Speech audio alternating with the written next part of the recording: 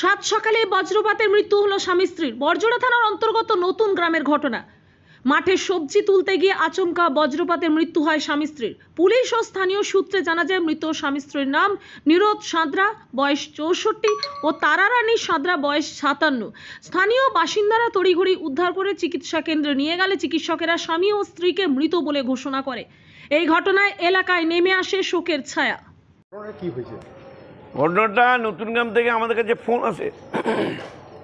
গণেশ এবং আমাদের প্রধান গণেশ মণ্ডল গুড়গুড়িয়া জেলা পরিষদ সদস্য আমাদের অভিজিৎ সিং বপ্পা ডাংনা, এরা ফোনে জানায় যে এরকম নতুন গ্রামে দুজন স্বামী স্ত্রী ভেন্ডি তুলতে গিয়েছিল, ওদের খেতি বাড়ি যেটা বলে। ভোরবেলা গেছে এই 4:30 5টা এরকম টাইমটা আন্দাজ।